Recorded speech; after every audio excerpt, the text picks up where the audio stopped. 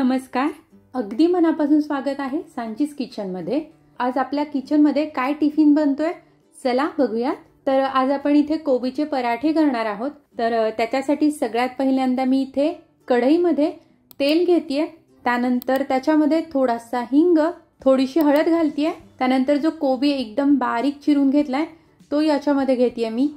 आता थोडंसं मीठ घालतेय, त्यानंतर इथे मी 2 चमचे तिखट घातलंय, धने पावडर, जिरे पावडर घातली आहे, त्यानंतर अमचूर पावडर घातली आहे थोडीशी, आणि थोडासा पावभाजी मसाला इथे मी घालते आहे। आता हे सगळं आपण एकत्र करून घ्यायचंय।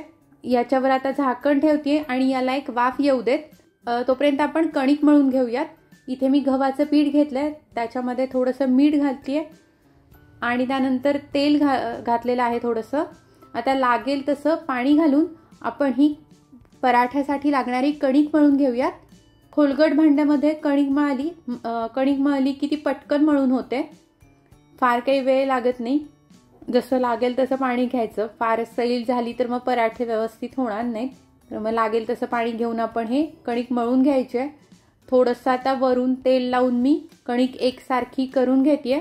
तुम्ही इथे बघू शकता भाजीला वाफ आलेली आहे। आता याच्यामध्ये मी थोडं डाळीचं पीठ घालतेय, अंदाजे इथे आपण डाळीचं पीठ घालणार आहोत। आता हे घातलेलं डाळीचं पीठ भाजीमध्ये व्यवस्थित मिक्स करूयात आणि परत एकदा झाकण ठेवून याला वाफ आणून घेऊयात। इथे बघू शकता एक 5 मिनिट छान याला आपण वाफ आणून घेतली आहे। डाळीच्या पिठाला सुद्धा छान वाफ आलेली आहे। आता हे सगळं मी एका प्लेटमध्ये काढून ठेवते। आता आपण इथे पालक राईस करणार आहोत। तर त्याच्यासाठी इथे मी मोठा तांदूळ घेतलेला आहे, लांब असा तांदूळ घेतलाय, तो स्वच्छ धुवून घेतलाय। त्यानंतर आता तो आपण भात शिजायला ठेवूयात। तर थोडं पाणी घालतेय मी गरजेनुसार आणि थोडं मीठ घालतेय आणि याच्यावर झाकण ठेवून आपण हा भात शिजवून घेऊयात। आता एका मिक्सरच्या भांड्यामध्ये लसूण आणि मिरची घालून त्याची पेस्ट करून घेतेय। त्याच्यामध्येच मिरे, लवंग, दगडफूल आणि दालचिनी घालून हे सगळं आपण बारीक करून घेऊयात। तुम्ही इथे बघू शकता मसाला वगैरे सगळे व्यवस्थित बारीक झालाय।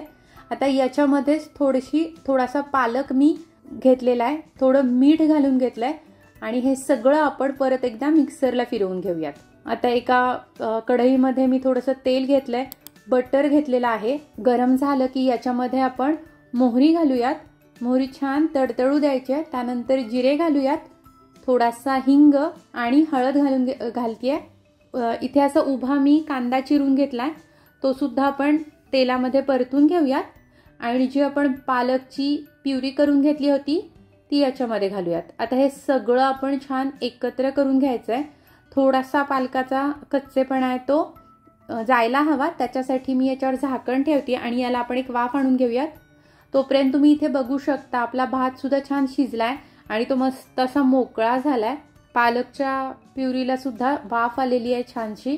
आता आपण याच्यामध्ये हा जो भात करून घेतलाय तो घालूयात।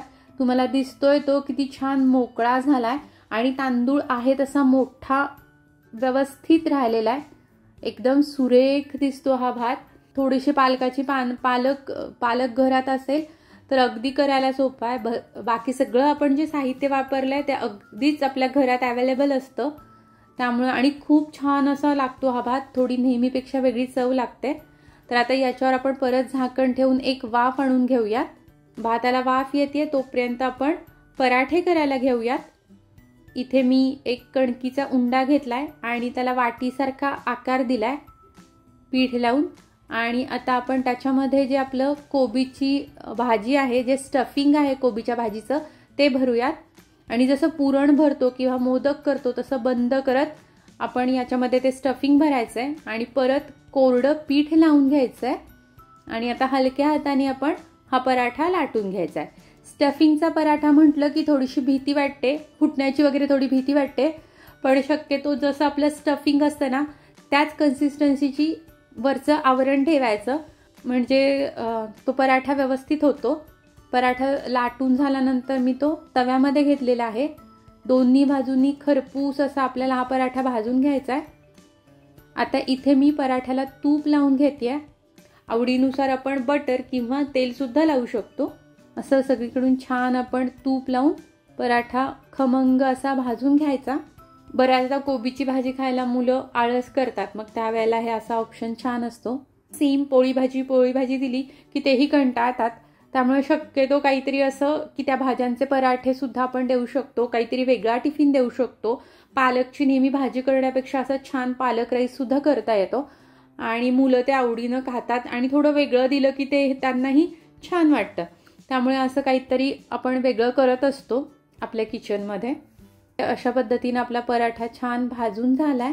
मस्त छान लागतो आणि खमंग लागतो हा पराठा. एक 4-5 पराठे करून झाल्यानंतर मी भात सुद्धा बघतेय. तुम्ही इथे बघू शकता भाताला छान अशी वाफ आली आहे. मस्त असा आपला पालक राईस तयार आहे. मी गॅस बंद करतेय. आता इथे मी टिफिनला जवसाची चटणी देते. वेगळी कोणती चटणी बनवलेली नाही आहे मी आज. तर ही जवस कारळे वगैरे एकत्र केलेली चटणी आहे. खूप छान लागते. आपल्या सांचीज किचनमध्ये ती दाखवलेली सुद्धा आहे. मी त्याच्या लिंक खाली देते, त्या नक्की बघा. तर मग आज आपण ही बनवलेली रेसिपी तुम्हाला कशी वाटली? ही रेसिपी तुम्हाला आवडली असेल तर प्लीज माझ्या या रेसिपीला लाईक करा, कमेंट करा आणि सबस्क्राईब करायला विसरू नका. सांचीज किचन या आणि अशा विविध लज्जतदार रेसिपीसह पुन्हा भेटूयात. धन्यवाद.